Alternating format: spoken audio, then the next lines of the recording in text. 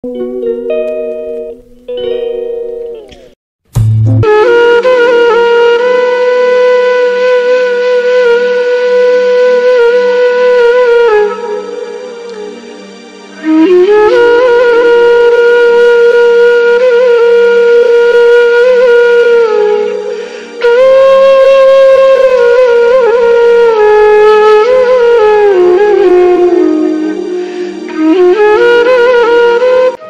সকাল আমার প্রিয় বন্ধুরা। নদিয়া জেলার ছোট্ট একটা গ্রাম থেকে আমি রূপা, আর আমার ব্লগ চ্যানেলে তোমাদের অনেক অনেক স্বাগত আর অনেক অনেক ভালোবাসা। তোমরা যে যেখান থেকে আমার এই ভিডিওটা দেখছো, আশা করি তোমরা প্রত্যেককেই খুব ভালো আছো, সুস্থ আছো। আমরাও কিন্তু বেশ ভালো আছি। আর আজকে হলো সোমবার, ঘড়ির কাঁটায় বাজে ওই সকাল 6টা। এখন থেকে আমি আমার ব্লগটা স্টার্ট করলাম, তোমাদেরকে সঙ্গে নিয়ে, সাথে নিয়ে। আর হ্যাঁ বন্ধুরা, তোমাদের কাছে ভিডিওর শুরুতে একটাই রিকোয়েস্ট, তোমরা পুরো ভিডিওটা দেখো স্কিপ না করে। আশা করি তোমাদের অবশ্যই ভালো লাগবে। তো সকালবেলা ঘুম থেকে উঠে আমি তো প্রথমে গ্যাসটা পরিষ্কার করে নিয়েছিলাম, তারপরে না ওই চা করে নিয়েছিলাম গ্যাসটা পরিষ্কার করার পরে। তো চা করার পরে না ওই যে কারেন্টের বোর্ডগুলো না, চা খেতে খেতে বসে দেখি একটু ধুলো পড়েছে।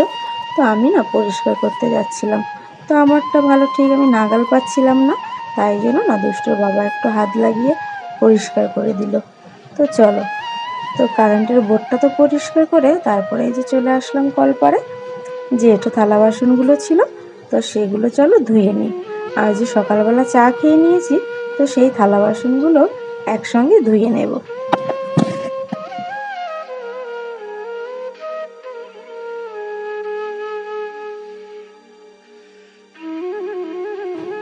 তো বন্ধুরা, তোমাদের সাথে গল্প করতে করতে কিন্তু আমার থালা বাসনগুলো ধোয়া কিন্তু হয়ে গেছে। আর এবার চলো একটু জল দিয়ে ধুয়ে নিচ্ছি। তো প্রথম তো মেজে নিই, আর বালতির মধ্যে না আমি একটু এক বালতি জল নিয়ে বসি।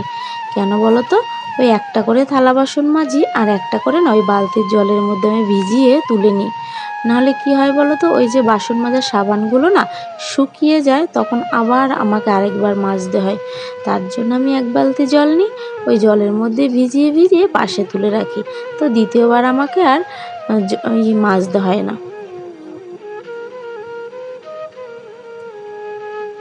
তো চলো, থালা বাসনগুলো তো ধুয়ে নিলাম। ধুয়ে নেওয়ার পরে দুষ্টু উঠে পড়েছিল ঘুম থেকে, তাই বিছানাটা চলো পরিষ্কার করে নিই। আর আজকে বিছানার চাদরটা একটু পাল্টে দেব, আর ওই চাদরটাকে কেচে দেব, আর এই চাদরটাকে পেতে দেব। তো চলো, বিছানার চাদরটা তো আমি সুন্দর করে পেতে নিই। আর কি বলো তো বন্ধুরা, আর আজকে না একটু রোদ উঠেছে। তো কদিন ধরে না একটু মেঘলা মেঘলা হচ্ছিল। তো মেঘলা মেঘলা ওয়েদারে না তুমি দেখবে জামা কাপড়ও না কাঁচা থাকলে কেমন একটা নোংরা নোংরা ভাব লাগে, কেমন একটা বর্ষায় না কেমন একটা ড্যাম ধরা এরকম একটা গ্যাস লাগে। তো তার জন্য না বিছানার চাদরটাও চলো বার করে নিই। আর আমি না বিছানাটা তুলতে তুলতে দেখো কারেন্ট চলে গেছিলো, তার জন্য আবার অন্ধকার লাগছে। তো বিছানার চাদরটা পেতে নিয়ে ওই বালিশের ওয়ারগুলো না বার করে নিচ্ছি। তো চলো, বিছানার চাদরের সঙ্গে বালিশের ওয়ারগুলো কেচে দেবো, কেননা মাথায় দিই তো, কদিন বাদে বাদে না কেচে না দিলে একটু তো নোংরা হবেই। তো চলো, এগুলো এবার বার করে নিয়ে চলে যাব কলপারে, মাখিয়ে রেখে দিয়ে আসলাম।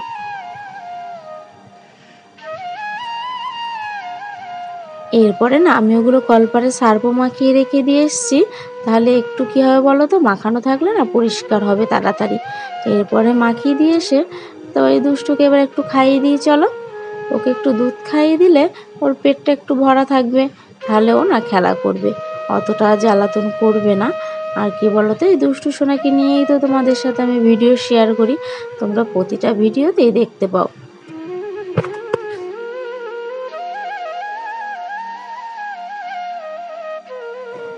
এরপরে দুষ্টু সোনাকে খাইয়ে দিয়ে আমি কিন্তু ওই যে জামা কাপড়গুলো ভিজিয়ে রেখেছিলাম সেগুলো একবারে কেচে টেচে স্নান করে চলে এসেছি। আর কি বলো তো, জামা কাপড়গুলো না তোমাদের সাথে আর কাচাটা শেয়ার করলাম না, প্রতিদিনই তো শেয়ার করি, তাই জন্য আজকে আর করলাম না। আর প্রতিদিন তো তোমাদের এক ভিডিও দেখতে ভালোও লাগবে না, তাই একটু না তোমাদের সাথে ঘুরিয়ে ফিরিয়ে ভিডিওটা শেয়ার করার চেষ্টা করি, যাতে আমারও সুবিধা হয় আর তোমাদেরও দেখতে ভালো লাগে। চলো আমি তো এবার মাথাটা ভালো করে আঁচড়ে নিলাম। আর কি বলো তো বন্ধুরা, এই বর্ষায় না খুব পরিমাণে চুল উঠছে। তো চুল তো উঠছে, তো কী করবো বলো, চুল উঠলে তো আর কিছু করার নেই। আর তোমরা না একটু কমেন্টে জানিও তো যে কি ব্যবহার করলে চুল পড়াটা একটু বন্ধ হবে, বা কোন শ্যাম্পুটা ব্যবহার করলে চুল পড়াটা একটু বন্ধ হয়। তোমাদের যদি জানা থাকে একটু কমেন্টে জানিও। এরপরে তো সিঁদুরটা পরে নিলাম, তারপরে না ওই ভাতের হাঁড়িটা রেখে দিয়ে জল আনতে গেছিলাম। তো জলটা এখন চলো হাঁড়িতে দিয়ে আমি ভাতটা বসিয়ে দিই। কেন বলো তো, ওইদিকে না জামা কাপড়গুলো কেচে আমি কলপাড়েই রেখে দিয়ে এসছি। ওই জল একটু থাকলে ওটা ঝরে যায়, তার জন্য ভাতটা বসিয়ে দিয়ে আমি প্রতিদিনই কিন্তু জামা কাপড়গুলো মেলতে যাই। আর এরপরে দেখো চাল নিয়ে নিচ্ছিলাম, যে কতটুকু চাল নেব। তো সেই পরিমাণে চাল নিয়ে চলো, চালটা তো আমি ভালোভাবে ধুয়ে নিয়ে এসেছি। এরপরে চালটা আমি ভালোভাবে দিয়ে দিলাম হাঁড়িতে। তো চলো ভাতটা ততক্ষণে ফুটতে থাক, আমি না জামা কাপড়গুলো ততক্ষণে মেলে দিয়ে আসি। আর তোমরাও আমার সাথে চলো।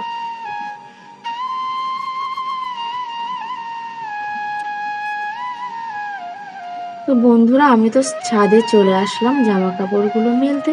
তোমরা কি এখনো আমার ভিডিওটা ধৈর্য ধরে দেখছো? তোমরা এখনো পর্যন্ত যারা আমার ভিডিওটা ধৈর্য ধরে দেখছো তাদেরকে অসংখ্য অসংখ্য ধন্যবাদ গো। এতক্ষণ ধরে তোমরা আমার সঙ্গে আছো, সাথে আছো, তার জন্য। আর কি বলো তো, তোমরা তো আমার পরিবারের একজন, তার জন্য না তোমাদেরকে ধন্যবাদ দিয়ে আর ছোট করছি না।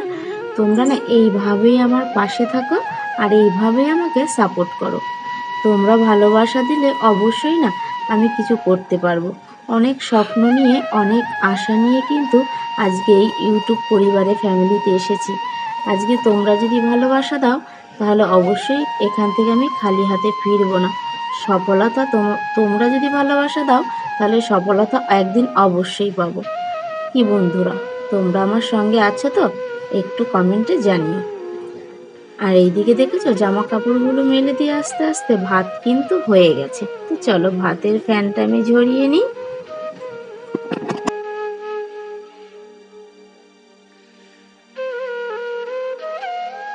তো আমার ভাতের ফ্যানটা না ঝরাতে দিয়ে দিয়ে তারপরে আমি কি করলাম, তরকারিগুলো না কেটে নিচ্ছিলাম। তো আজকে তো দুষ্টুর বাবা একটু বাজারে গেছিলো, তার জন্য না তরকারিটা একটু রান্না করতে দেরি হয়ে গেছিলো।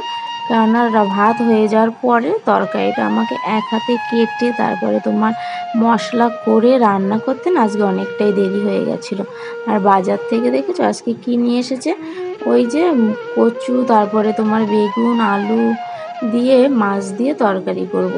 তো চলো রান্নাটা আমি করে নিই।